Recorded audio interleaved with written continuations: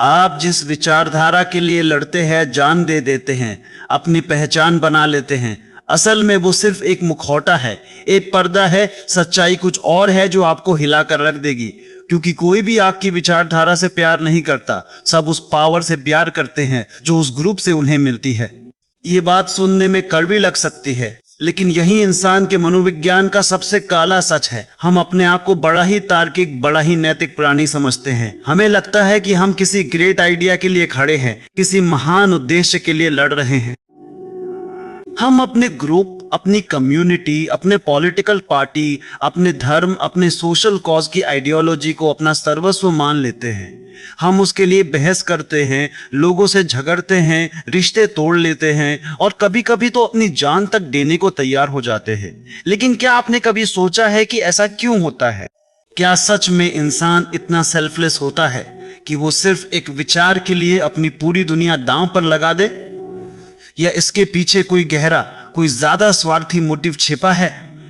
असलियत में आप किसी आइडिया से प्यार नहीं करते, आप उस फीलिंग से प्यार करते हैं, आप उस पावर से प्यार करते हैं जो आपको उस आइडिया को फॉलो करने वाले ग्रुप का हिस्सा बनने से मिलती है। ये पावर सिर्फ राजनीतिक या आर्थिक नहीं होती, ये पावर कहीं ज्यादा बारीक और गहरी होती है। ये है बिलोंगिंग की पावर, स्टेट्स की पावर, पहचान की पावर, सेफ्टी की पावर, मकसद की पावर। सोचिए, क्यों लोग किसी ऑनलाइन फैंडम में, किसी गेमिंग कम्युनिटी में या किसी सोशल मीडिया ग्रुप में इतने पैशनेटली जुड़ जाते हैं? क्या उन्हें उस सेलिब्रिटी से, उस गेम से या उस सोशल कॉज से सच में इतना प्यार है कि वो घंटों बहस करेंगे, दूसरों को ट्रोल करेंगे, या उन्हें वो वैलिडेशन पसंद है जो उन्हें उस ग्रुप में रहकर मिलता है? वो फीलिंग कि मैं किसी खास का हिस्सा हूं, मैं अकेला नहीं हूं, मेरी बात का कोई मतलब है। जब आप एक बड़े ग्रुप का हिस्सा बनते हैं जो किसी कॉमन आइडिया के लिए खड़ा है, तो आपको एक सामूहिक ताकत का एहसास होता है। आपको लगता है कि आप अकेले नहीं हैं, आपके पीछे एक पूरी फौज है। और ये एहसास, ये पावर किसी भी आइडिया से कहीं ज्यादा नशीला होता है। मान लीजिए, एक लड़का है जो स्कूल में बहुत अकेला महसूस करता है। उसे कोई पूछता नहीं, वो गुमसुम रहता है। फिर उसे एक ग्रुप मिलता है, मान लो कोई एक्टिविस्ट ग्रुप जो किसी बड़े सोशल इश्यू के लिए लड़ रहा है। उस ग्रुप की अपनी एक आइडियोलॉजी है, अपने रूल्स हैं, अपनी पहचान है। वो लड़का उस ग्रुप में शामिल हो जाता है। धीरे धीरे वो उस आइडियोलॉजी को अपनाना शुरू कर देता है। वो उस ग्रुप के लिए काम करता है, रैलियों में जाता है, नारे लगाता है। अब क्या वो लड़का सच में उस आइडियोलॉजी को अपने दिल से मानता है, या उसे उस ग्रुप में पहचान मिल रही है, उसे दोस्त मिल रहे हैं, उसे अकेलापन दूर करने का मौका मिल रहा है, उसे मकसद मिल रहा है? जब वो स्टेज पर खड़ा होकर भाषण देता है और लोग तालियां बजाते हैं, तो उसे पावर का एहसास होता है। ये पावर उस आइडिया से नहीं आती, ये उस ग्रुप से आती है जिसने उस आइडिया को अपनाया है। इतिहास गवाह है, बड़े बड़े तानाशाहों ने लोगों को किसी आइडियोलॉजी के नाम पर एकजुट किया, चाहे वो राष्ट्रवाद हो, धर्म हो या कोई आर्थिक फिलॉसफी। लेकिन क्या लोग सच में उस फिलॉसफी को समझते थे?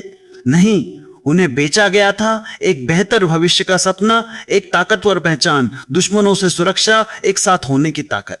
लोगों को बताया गया कि तुम खास हो, तुम चुने हुए हो, तुम्हारी आइडियोलॉजी सबसे अच्छी है। और इस खास होने के एहसास ने, इस पावर के वादे ने लोगों को एक दूसरे के खिलाफ खड़ा कर दिया। हम इंसानों की एक गहरी जरूरत है कि हम कहीं के हों, किसी का हिस्सा हों। ये हमारी प्रिमिटिव इंस्टिंक्ट है। जंगल में अकेला इंसान कमजोर होता था, झुंड में उसकी जान बच जाती थी। आज भी वही साइकोलॉजी काम करती है। एक ग्रुप का हिस्सा होना आपको सेफ्टी देता है, आपको मानसिक सुरक्षा देता है। आपको लगता है कि कोई आपको प्रोटेक्ट करेगा, आपके लिए लड़ेगा। और इस सुरक्षा के बदले आप उस ग्रुप की आइडियोलॉजी को अपना लेते हैं, चाहे वो कितनी भी इलॉजिकल या प्रॉब्लमैटिक क्यों ना हो। सोचिए, जब आप किसी पॉलिटिकल पार्टी को सपोर्ट करते हैं, तो क्या आप सच में उनकी हर पॉलिसी से सहमत होते हैं? या आप उस पार्टी को सपोर्ट करते हैं क्योंकि आप उस साइड से बिलोंग करते हैं? आपकी अपनी एक पहचान बन जाती है, मैं उस पार्टी का हूं। और जब आपकी पार्टी जीतती है तो आपको एक जीत का एहसास होता है, एक पावर का एहसास होता है, जैसे आपने खुद कुछ हासिल किया हो, जबकि आपने सिर्फ एक बटन दबाया था। ये सिर्फ आपकी ईगो को बूस्ट करता है। मनोविज्ञान में इसे सोशल आइडेंटिटी थ्योरी भी कहते हैं। लोग अपनी पहचान अपने ग्रुप से जोड़ लेते हैं। जब ग्रुप की इज्जत होती है तो उनकी अपनी इज्जत होती है। जब ग्रुप पर हमला होता है तो उन्हें लगता है जैसे उन पर हमला हुआ है। इसलिए वो अपनी ग्रुप की आइडियोलॉजी को इतनी शिद्दत से डिफेंड करते हैं, क्योंकि वो अपनी खुद की पहचान, अपनी खुद की वैल्यू को डिफेंड कर रहे होते हैं। आइडियोलॉजी तो बस एक कन्वीनियंट तरीका है अपनी इन ग्रुप और आउट ग्रुप को डिफाइन करने का, हम वो कौन है ये डिसाइड करने का। ये पावर सिर्फ कलेक्शन ऑफ पीपल से नहीं आती, ये आती है उस कलेक्टिव माइंडसेट से, उस यूनिफाइड वॉइस से जो एक ग्रुप डेवलप कर लेता है। जब आप एक ग्रुप का हिस्सा होते हैं तो आपको लगता है कि आपकी आवाज में ज्यादा दम है, आपको एक प्लेटफॉर्म मिलता है, आपको अथॉरिटी मिलती है, भले ही वो सिर्फ आपके ग्रुप के अंदर ही क्यों ना हो। आप एक लीडर को फॉलो करते हैं और उसकी पावर का एक छोटा सा हिस्सा आप भी महसूस करते हैं। जैसे एक राजा की प्रजा भले ही खुद राजा न हो, पर वो राजा से जुड़ी होने पर शक्ति महसूस करती है। और यही वजह है कि जब कोई आपके ग्रुप की आइडियोलॉजी पर सवाल उठाता है तो आपको गुस्सा आता है, आपको लगता है कि आपकी पहचान पर हमला हुआ है, आपकी पावर पर हमला हुआ है। आप तुरंत डिफेंड करने लगते हैं, भले ही आपके पास कोई सॉलिड तर्क ना हो, क्योंकि ये तर्क की बात है ही नहीं। ये तो आपकी सेल्फ वर्थ की बात बन जाती है। हमने देखा है कि कैसे लोग अपने फेवरेट स्पोर्ट्स टीम के लिए पागल हो जाते हैं। क्या वो सच में उस गेम की फिलॉसफी से प्यार करते हैं, या उन्हें उस टीम के जीतने से जो स्टेटस, जो खुशी, जो बिलोंगिंग मिलती है उससे प्यार है। जब टीम जीतती है तो वो कहते हैं हम जीत गए, जबकि वो सिर्फ सोफे पर बैठे मैच देख रहे थे। ये पावर ऑफ एसोसिएशन है, ये है उस ग्रुप से जुड़ने की ताकत जो आपको खुद से ज्यादा बड़ा महसूस कराती है। ये एक डार्क ट्रूथ है कि हम इंसान सेल्फ डिसेप्शन के मास्टर हैं। हम खुद को यकीन दिला देते हैं कि हम बहुत बड़े बड़े सिद्धांतों पर चल रहे हैं, जबकि असल में हम बस अपने लिए सबसे अच्छी डील ढूंढ रहे होते हैं। हम उस ग्रुप से जुड़ते हैं जो हमें सबसे ज्यादा फायदा पहुंचा सकता है, चाहे वो फायदा पहचान का हो, सुरक्षा का हो, या सिर्फ न होने से बेहतर होने का हो। हम खुद को समझाते हैं कि हम उस आइडियोलॉजी पर विश्वास करते हैं, जबकि अंदर ही अंदर हमें पता होता है कि हम बस अपनी जगह, अपनी पावर, अपनी कंफर्ट बचा रहे हैं। इसलिए अगली बार जब आप किसी ग्रुप को देखें, किसी विचारधारा के पीछे दौड़ते लोगों को देखें, तो जरा रुक कर सोचिएगा, क्या ये सच में उस विचार के लिए है, या उस पावर के लिए जो उन्हें मिल रहा है या मिलने वाला है। और सबसे जरूरी बात, आप खुद किस लिए खड़े हैं? क्या आप भी उसी भीड़ का हिस्सा हैं, या आपने अपनी आंखें खोल ली हैं? क्योंकि जिस दिन आप ये फर्क समझ जाएंगे, उस दिन आप मैनिपुलेशन से बच पाएंगे और दुनिया को एक नए नजरिए से देख पाएंगे। इस डार्क साइकोलॉजी के गहरे राज अभी खत्म नहीं हुए हैं। पार्ट 2 में हम जानेंगे कि कैसे ये पावर का खेल बड़े पैमाने पर चलता है और कैसे आप खुद को इससे बचा सकते हैं। याद रखिए, विचारधारा, आइडियोलॉजी सिर्फ एक बहाना है, एक खूबसूरत ललचाने वाला पैकेज जिस पर लिखा होता है आजादी, न्याय, विकास, धर्म, राष्ट्रवाद। लेकिन इस पैकेज के अंदर जो असल चीज है वो है सत्ता, पावर, वो ताकत जो किसी ग्रुप से जुड़ने पर आपको मिलती है, वो सिक्योरिटी, वो रुतबा, वो पहचान जो आप अकेले हासिल नहीं कर सकते। क्या आपने कभी सोचा है कि जब एक लीडर या एक ग्रुप अपनी विचारधारा बदलता है या अपने पुराने सिद्धांतों से हट जाता है, तब भी उसके फॉलोअर्स क्यों टिके रहते हैं? कई बार तो वो खुद को कन्विंस कर लेते हैं कि नहीं, हमारे लीडर ने कुछ गलत नहीं किया, ये तो वक्त की जरूरत है। जानते हैं क्यों? क्योंकि उनकी वफादारी विचारधारा से नहीं, बल्कि उस ग्रुप से मिलने वाली पावर से है, उस सेंस ऑफ बिलोंगिंग से है, उस पहचान से है जो उस ग्रुप ने उन्हें दी है। ये सिर्फ एक छोटी सी मानसिक एडजस्टमेंट नहीं है, ये एक गहरी मनोवैज्ञानिक चाल है जो हमारा दिमाग हमसे ही खेलता है, ताकि हमारी अपनी पोजीशन, हमारी पहचान, हमारी सुरक्षा बनी रहे। जब कोई राजनीतिक पार्टी चुनाव हारने लगती है तो उसके कई नेता दल बदल लेते हैं। क्या उनकी विचारधारा रातों रात बदल जाती है? नहीं, वो उस पार्टी से हटते हैं जहां सत्ता हाथ से जा रही है और उस पार्टी में शामिल हो जाते हैं जहां सत्ता मिलने की उम्मीद है। उनकी विचारधारा नहीं बदलती, बदलता है उनका पावर का स्रोत। उन्हें मालूम है कि बिना पावर के उनकी आवाज बेमानी है, उनका रुतबा कुछ भी नहीं। एक नेता जो विपक्ष में बैठकर बड़े बड़े आदर्शों की बात करता है, अक्सर सत्ता में आने के बाद उन्हीं आदर्शों से मुकर जाता है, और उसके समर्थक वो तब भी उसका बचाव करते हैं। क्यों? क्योंकि अब वो उस नेता की सत्ता का हिस्सा है। उन्हें उस ग्रुप से जुड़ाव से एक पहचान और रुतबा मिल रहा है, भले ही वो सिर्फ एक फॉलोअर के रूप में ही क्यों ना हो।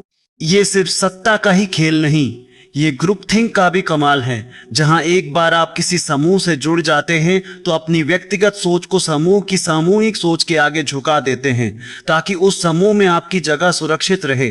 सिर्फ राजनीति ही नहीं, धर्म में भी यही होता है। एक धर्म गुरु, एक संप्रदाय, एक पंथ जब वो ताकतवर होता है, जब उसके पास लाखों फॉलोअर्स होते हैं, तो लोग उसके पास खींचे चले आते हैं। क्यों? क्या सिर्फ उसके आध्यात्मिक ज्ञान के लिए? नहीं, कई बार इसलिए क्योंकि वहां उन्हें एक कम्युनिटी मिलती है, एक पहचान मिलती है, प्रोटेक्शन मिलता है। उन्हें लगता है कि इतने बड़े समूह का हिस्सा होने से वो खुद भी ताकतवर महसूस करेंगे, उनकी आवाज में दम आएगा, उनके छोटे मोटे काम भी निकल जाएंगे। जब कोई नया धर्मगुरु या एक नया सामाजिक आंदोलन शुरू होता है तो शुरुआत में उसके पास क्या होता है? सिर्फ एक विचारधारा। लेकिन जब वो विचारधारा लोगों को ये महसूस कराती है कि इससे तुम्हें कुछ मिलेगा, इससे तुम्हारी समस्याएं हल होंगी, तुम दुनिया में अपनी जगह बना पाओगे, तब लोग जुड़ते हैं। और जैसे जैसे लोग जुड़ते जाते हैं, उस ग्रुप की सामूहिक शक्ति, कलेक्टिव पावर बढ़ती जाती है। ये शक्ति फिर और लोगों को खींचती है, एक मैग्नेट की तरह। और फिर क्या होता है? ये ग्रुप इतना बड़ा और मजबूत हो जाता है कि इसकी खुद की पहचान बन जाती है, अपनी एक सत्ता बन जाती है। और इस सत्ता से जुड़ना अपने आप में एक प्रिविलेज बन जाता है। इस प्रिविलेज को पाने के लिए लोग उस समूह की हर बात मान लेते हैं, चाहे वो कितनी भी अतार्किक क्यों ना हो। आपके कॉलेज के दिनों में याद है, कुछ ग्रुप्स होते थे जो कूल कहलाते थे, जिनके साथ रहने से आपको एक अलग ही रुतबा मिलता था। उनकी सोच भले ही कुछ भी हो, उनका एटीट्यूड कैसा भी हो, आप उनके साथ रहना चाहते थे। क्यों? क्योंकि उनके साथ रहकर आप भी कूल दिखना चाहते थे, आप भी उस पावर का हिस्सा बनना चाहते थे जो उन्हें बाकियों से अलग करती थी। उस वक्त आपकी दोस्तियां, आपकी पसंद नापसंद भी उसी ग्रुप की विचारधारा के हिसाब से ढलने लगती थी। ये कोई गहरी वैचारिक प्रतिबद्धता नहीं थी, ये सोशल स्टेटस की चाह थी। ये चाह हमें स्कूल से लेकर हमारे पेशेवर जीवन तक हर जगह दिखती है। हम ब्रांडेड कपड़े क्यों पहनते हैं? क्या सिर्फ उनकी क्वालिटी के लिए, या इसलिए कि वो हमें एक खास सोशल क्लास से जोड़ते हैं, एक रुतबा देते हैं? ये भी सत्ता का एक रूप है, सामाजिक सत्ता। इस तरह की सोशल पावर हमें एक काल्पनिक सीढ़ी पर चढ़ने का एहसास कराती है, जहां हम खुद को दूसरों से बेहतर या अलग महसूस करते हैं। ये इंसानी फितरत है, हम अकेले कमजोर महसूस करते हैं, हमें किसी बड़े समूह का हिस्सा बनना पसंद है। ये हमारी जनजाति वाली मानसिकता का एक अवशेष है। हजारों साल पहले अकेले रहना मौत को दावत देना था, झुंड में रहना सुरक्षा देता था। आज भी भले ही शारीरिक खतरा कम हो गया हो, लेकिन सामाजिक और मनोवैज्ञानिक खतरा महसूस होता है। अकेले होने का डर, अलग थलग पड़ जाने का डर, इस डर को भुनाया जाता है और हमें ऐसे समूहों की ओर धकेला जाता है जहां हमें अपनेपन का एहसास हो। लेकिन इस अपनेपन की कीमत क्या है? अक्सर हमारी अपनी सोचने की शक्ति, हमारी व्यक्तिगत स्वतंत्रता। तो हम क्या करते हैं? हम एक ऐसा ग्रुप ढूंढते हैं जो हमें सुरक्षा दे, जो हमें पहचान दे, जो हमें एक आवाज दे। और जब हमें ऐसा ग्रुप मिल जाता है तो उसकी विचारधारा को हम अपना मान लेते हैं। हम खुद को समझाते हैं कि हाँ, मैं सच में इस बात पर विश्वास करता हूं। लेकिन असल में आप उस ग्रुप की सत्ता पर विश्वास करते हैं, उस ग्रुप की ताकत पर विश्वास करते हैं जो आपको अपने अंदर शामिल करके देती है। ये एक आंतरिक खेल है, एक सेल्फ कन्विंसिंग एक्सरसाइज। आप खुद को उस ग्रुप के साथ इतना जोड़ लेते हैं कि उसकी हार आपकी हार बन जाती है और उसकी जीत आपकी जीत। आपका ईगो उस ग्रुप की पहचान से जुड़ जाता है। आप अपने आप को उस सामूहिक पहचान में खो देते हैं और अक्सर अपनी मूल जरूरतों और इच्छाओं को भी भूल जाते हैं। ये सिर्फ राजनीतिक या धार्मिक समूहों तक सीमित नहीं है, ये हर जगह है। सोचिए एक कंपनी के बारे में, क्या सभी कर्मचारी कंपनी के विजन या मिशन स्टेटमेंट से प्यार करते हैं? या फिर उन्हें अपनी नौकरी, अपनी सैलरी, अपना स्टेटस और कंपनी के साथ जुड़े होने की सुरक्षा पसंद है? कंपनी की विचारधारा सिर्फ एक बैनर है जिसके नीचे वो सब इकट्ठा होते हैं, लेकिन असली मोटिवेशन क्या है? वो फायदे जो उन्हें उस कंपनी से जुड़कर मिलते हैं। प्रमोशन, अच्छी सैलरी, सामाजिक सम्मान, जॉब सिक्योरिटी। जब कंपनी की आर्थिक स्थिति खराब होती है और छटनी लायऑफ्स का खतरा मंडराता है, तब आप देखेंगे कि कंपनी के विजन के प्रति लोगों की वफादारी कितनी गहरी है। अक्सर वो अपनी नौकरी बचाने के लिए किसी भी हद तक जाने को तैयार हो जाते हैं, चाहे कंपनी के आदर्श कुछ भी हो। यहाँ तक कि वो अपने सहकर्मियों के खिलाफ भी खड़े हो सकते हैं, सिर्फ अपनी व्यक्तिगत सुरक्षा और सत्ता को बचाने के लिए। एक स्पोर्ट्स टीम ले लीजिए, फैंस अपनी टीम से प्यार करते हैं, लेकिन अगर टीम लगातार हारने लगे तो फैंस का उत्साह कम होने लगता है। अगर टीम जीतती है, चैंपियन बनती है, तो नए फैंस जुड़ते हैं। क्या टीम की खेलने की शैली या एथिक्स अचानक बदल गए? नहीं, लेकिन जीत के साथ जुड़ी हुई पावर, चैंपियन होने का रुतबा, वो एक अलग ही आकर्षण पैदा करता है। लोग उस जीत के साथ खुद को जोड़कर खुद को भी विजयी महसूस करना चाहते हैं। ये सिर्फ मैच देखने का रोमांच नहीं है, ये उस सामूहिक विजय का हिस्सा बनने का एहसास है जो आपको खुद में भी एक जीत का एहसास कराता है। आपने देखा होगा कि जीतने वाली टीम के फैंस कितने गर्व से अपनी टीम का समर्थन करते हैं, जबकि हारने वाली टीम के फैंस अक्सर चुप हो जाते हैं या अपनी पहचान छिपाने लगते हैं। ये इंसानी मनोविज्ञान का एक गहरा सच है। हम अपनी पहचान अक्सर उन समूहों से जोड़ते हैं जिनसे हमें सुरक्षा, स्टेट्स या फायदे मिलते हैं, और हम इन फायदों को सही ठहराने के लिए, अपने आप को और दूसरों को कन्विंस करने के लिए उस समूह की विचारधारा को गले लगा लेते हैं। ये एक तरह का सेल्फ डिसेप्शन है।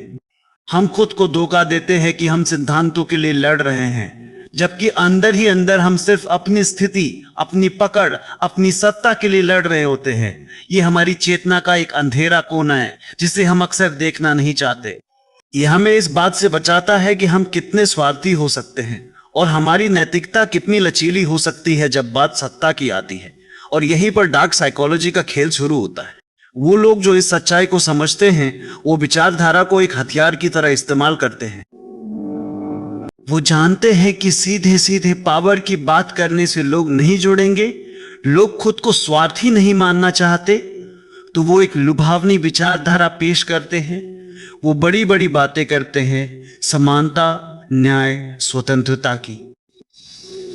वो एक दुश्मन पैदा करते हैं, एक बाहरी खतरा दिखाते हैं और फिर कहते हैं, अगर तुम्हें इस खतरे से बचना है, अगर तुम्हें ये फायदे चाहिए, तो हमारे साथ आ जाओ, हमारी विचारधारा अपना लो। कल्पना कीजिए कि कोई आपको कहे, आओ मेरे साथ जुड़ो ताकि मैं ज्यादा ताकतवर बन सकूं और तुम्हें भी थोड़ी पहचान मिल जाए। आप जुड़ेंगे? शायद नहीं। लेकिन अगर वो कहे, आओ इस अन्याय के खिलाफ लड़े, हमारी विचारधारा मानवता को बचाएगी, तो आप तुरंत आकर्षित हो जाएंगे। यही कला है हेरफेर की, यही है लोगों की भावनाओं और उनकी गहरी जरूरतों का फायदा उठाना। वो आपके अंदर की असुरक्षा, आपकी पहचान की भूख और आपकी महत्वपूर्ण महसूस करने की चाहत को भुनाते हैं। वो आपको बताते हैं कि आप एक नायक हैं, एक योद्धा हैं जो किसी बड़े और नेक काम के लिए लड़ रहा है, और लोग फंस जाते हैं क्योंकि उन्हें लगता है कि वो किसी नेक काम के लिए जुड़ रहे हैं, वो किसी बड़े उद्देश्य के लिए लड़ रहे हैं, जबकि वो अनजाने में सिर्फ उस नेता, उस ग्रुप की सत्ता को मजबूत कर रहे होते हैं, और बदले में खुद को उस सत्ता का एक छोटा सा टुकड़ा हासिल होता है। वो पहचान, वो सुरक्षा, वो बिलोंगिंगनेस का एहसास। ये एक मनोवैज्ञानिक कॉन्ट्रैक्ट है जहां आप अपनी व्यक्तिगत स्वायत्तता, ऑटोनॉमी को बेचकर बदले में एक समूह का हिस्सा बनने का सुकून खरीदते हैं। आप अपनी सोच को गिरवी रखकर एक सामूहिक भ्रम का हिस्सा बन जाते हैं। जब आप इस पैटर्न को एक बार पहचान लेते हैं तो दुनिया आपको बिल्कुल अलग दिखती है।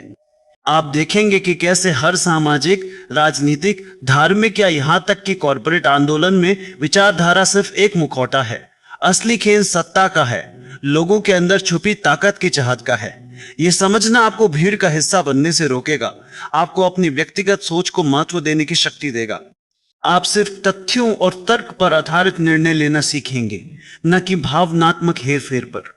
अब सवाल यह है कि जब आप इस सच्चाई को जान जाते हैं तो आप क्या करते हैं? क्या आप भी इस खेल का हिस्सा बन जाते हैं या आप इससे ऊपर उठते हैं? पहला कदम है जागरूकता। इस बात को समझिए कि जब भी आप किसी ग्रुप का हिस्सा बनते हैं या किसी विचारधारा को गले लगाते हैं, तो खुद से सवाल पूछिए, क्या मैं सच में इस सिद्धांत पर विश्वास करता हूं, या मैं सिर्फ उस ग्रुप से मिलने वाली ताकत, सुरक्षा या पहचान की चाहत में हूं? यह सवाल आपको अपने फैसलों को ज्यादा स्पष्टता से देखने, मैं मदद करेगा। आप खुद को उन लोगों से बचा पाएंगे जो सिर्फ अपनी सत्ता के लिए आपको इस्तेमाल करना चाहते हैं। आप उन भीड़ का हिस्सा बनने से बचेंगे जो बिना सोचे समझे सिर्फ पावर के पीछे भाग रही है। यह समझना जरूरी है कि इंसान की सत्ता की चाहत कोई बुरी बात नहीं है, ये हमारी जैविक बनावट का हिस्सा है। हम आगे बढ़ना चाहते हैं, सुरक्षित रहना चाहते हैं, अपनी पहचान बनाना चाहते हैं, लेकिन हमें यह समझना होगा कि जब यह चाहत अंधे होकर किसी विचारधारा के पीछे भागती है तो यह खतरनाक हो जाती है, क्योंकि तब आप किसी और के एजेंडा का हिस्सा बन जाते हैं। आप किसी और के लिए लड़ रहे होते हैं, अक्सर बिना यह समझे कि आपका असली मकसद क्या है। आप अपनी आवाज और अपनी व्यक्तिगत इच्छा को एक बड़े झुंड में खो देते हैं और धीरे धीरे अपनी पहचान भी। खुद को शक्तिशाली महसूस करना अलग बात है और किसी और की सत्ता का औजार बनना अलग बात है। जब आप अपनी विचारधारा को खुद बनाते हैं, अपने सिद्धांतों पर खड़े रहते हैं, तब आप असली सत्ता हासिल करते हैं, आत्मसत्ता, सेल्फ पावर। वो ताकत जो किसी ग्रुप या किसी बाहरी पहचान पर निर्भर नहीं करती। ये वो ताकत है जो आपको अपनी शर्तों पर जीने की आजादी देती है, बिना किसी के पीछे आंखें मूंद कर चलने की मजबूरी के। ये वो ताकत है जो आपको अपनी खुद की राह चुनने और उस पर चलने का साहस देती है, चाहे भीड़ कहीं भी जा रही हो। ये आपको आंतरिक शांति और आत्मविश्वास प्रदान करती है। ये एक कड़वी सच्चाई है। ये आपकी दुनिया को हिला सकती है, लेकिन ये आपको आजाद भी कर सकती है। आजादी उस भ्रम से कि लोग सिद्धांतों के लिए मरते हैं। लोग सिद्धांतों के लिए नहीं, अपनी सत्ता के लिए मरते हैं, या उस सत्ता के लिए जो उन्हें किसी ग्रुप से जुड़कर मिलती है। ये आपको एक नए परिप्रेक्ष्य से चीजों को देखने की शक्ति देती है। इस विचार को अपने दिमाग में बैठा लीजिए। जब आप अगली बार किसी सोशल मीडिया पोस्ट पर किसी ग्रुप की प्रशंसा या निंदा करते देखें, जब आप किसी रैली में लोगों को नारे लगाते देखें, जब आप किसी धार्मिक जुलूस में भीड़ देखें, तो खुद से पूछें, क्या ये सच में विचारधारा का जुनून है, या ये उस सामूहिक ताकत की चाहत है जो उन्हें उस पल में मिल रही है। आप देखेंगे कि ज्यादातर मामलों में जवाब होगा सामूहिक ताकत। लोग उस झुंड का हिस्सा बनकर शक्तिशाली महसूस करते हैं। वो अपनी पहचान उस ग्रुप से जोड़कर सुरक्षित महसूस करते हैं। उनकी अपनी आवाज भले ही कमजोर हो, लेकिन ग्रुप की आवाज में उनकी आवाज को भी ताकत मिल जाती है। यह एक ऐसा मनोवैज्ञानिक पुरस्कार है जिसकी हम सभी कहीं न कहीं तलाश में रहते हैं और जिसे पाने के लिए हम अक्सर अपनी निष्पक्ष सोच को ताक पर रख देते हैं। यह समझना बहुत महत्वपूर्ण है कि हम सभी मानवीय होने नाते किसी न किसी रूप में इस सत्ता की चाहत से प्रभावित होते हैं। कोई भी इससे पूरी तरह अछूता नहीं है। हम सब एक बड़े उद्देश्य का हिस्सा बनना चाहते हैं। हम सब अपने जीवन में अर्थ और महत्व ढूंढते हैं, और अक्सर हम इस अर्थ और महत्व को उन समूहों से प्राप्त करने की कोशिश करते हैं जिनसे हम जुड़ते हैं, क्योंकि यह सबसे आसान रास्ता लगता है। डार्क साइकोलॉजी का सबक यही है कि हमें अपनी इन प्रवृत्तियों को पहचानना होगा। हमें खुद से ईमानदार रहना होगा। जब कोई नेता देशभक्ति की बात करता है तो क्या वो सच में देश के हित में है या अपनी राजनीतिक सत्ता के लिए खेल रहा है? जब कोई धार्मिक गुरु मोक्ष की बात करता है तो क्या वो सच में आध्यात्मिक उन्नति चाहता है या अपने पंथ की सत्ता बढ़ा रहा है? और जब आप किसी विचारधारा को मानते हैं तो क्या आप सच में उस विचारधारा के हर पहलू से सहमत है, या आप उस समूह का हिस्सा बनकर मिलने वाली पहचान और सुरक्षा से आकर्षित हैं? ये सवाल आपको असहज कर सकते हैं, लेकिन ये आपकी आंखें खोलेंगे। ये आपको भीड़ का हिस्सा बनने से रोकेंगे। ये आपको किसी के हाथों का मोहरा बनने से बचाएंगे। ये आपको एक स्वतंत्र विचारक बनाएंगे जो किसी की भी सत्ता के लिए बलि का बकरा नहीं बनेगा। याद रखें, सच्ची शक्ति आपके अंदर से आती है। ये किसी बाहरी समूह या विचारधारा से नहीं मिलती। जब आप अपनी सोच, अपने सिद्धांतों को खुद करते हैं, अपनी पहचान को खुद बनाते हैं, तब आप असली आजादी और सच्ची सत्ता का अनुभव करते हैं। यह एक कठिन रास्ता है, लेकिन यह सबसे संतोषजनक है, क्योंकि इस रास्ते पर आप खुद के प्रति सच्चे होते हैं। तो अगली बार जब कोई आपसे किसी विचारधारा को अपनाने को कहे या किसी ग्रुप का हिस्सा बनने को उकसाए, तो एक पल रुकिए, गहराई से सोचिए, क्या वो आपसे आपकी विचारधारा से प्यार करने को कह रहा है, या वो आपसे उस पावर से प्यार करने को कह रहा है जो उस ग्रुप से उन्हें मिलती है, और बदले में आपको एक छोटा सा टुकड़ा मिलता है। ये सच्चाई कड़वी है, लेकिन ये आपको ताकतवर बनाती है। ये आपको दुनिया को बिल्कुल अलग नजरिए से देखने की शक्ति देती है। आपको ये समझने की क्षमता देती है कि लोग वास्तव में कैसे काम करते हैं और उनके शब्दों के पीछे क्या छिपे इरादे हो सकते हैं। अब ये आपकी जिम्मेदारी है कि आप इस ज्ञान का उपयोग कैसे करते हैं। क्या आप इस खेल को समझकर अपने फैसले खुद लेंगे? क्या आप अपनी खुद की विचारधारा का निर्माण करेंगे जो आपके मूल्यों और विश्वासों पर आधारित हो, न कि किसी और की सत्ता की चाहत पर? या आप फिर से भीड़ का हिस्सा बन जाएंगे? इस पर विचार करें, अपनी सोच को विकसित करें। और हाँ, अगर आपने अभी तक हमारे चैनल को सब्सक्राइब नहीं किया है तो जरूर करें, ऐसे ही गहरे मनोवैज्ञानिक रहस्यों को जानने के लिए, आपकी सोच को चुनौती देने और आपको सच से रूबरू कराने के लिए। अगली वीडियो में हम इस बात पर चर्चा करेंगे कि आप अपनी खुद की सच्ची सत्ता कैसे बना सकते हैं बिना किसी बाहरी समूह के सहारे के। मिलते हैं अगली वीडियो में। अपना ख्याल रखिएगा और इस खेल को पहचानते रहिएगा।